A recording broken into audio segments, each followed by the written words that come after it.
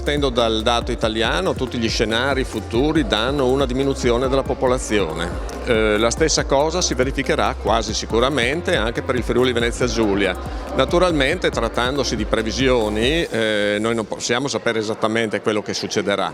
Comunque diciamo che le previsioni demografiche rispetto a previsioni economiche, per esempio, o politiche o sportive, no? Hanno un vantaggio, cioè perché i comportamenti demografici hanno solitamente una latenza piuttosto evidente e questo permette di fare delle buone previsioni, a meno che non si verifichi un'epidemia naturalmente.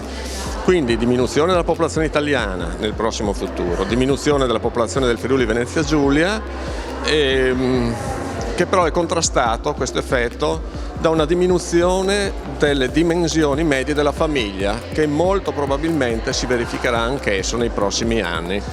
Ma la diminuzione del numero medio di componenti per famiglia sarà più lento rispetto alla diminuzione della popolazione e quindi anche il numero di famiglie in termini assoluti diminuirà.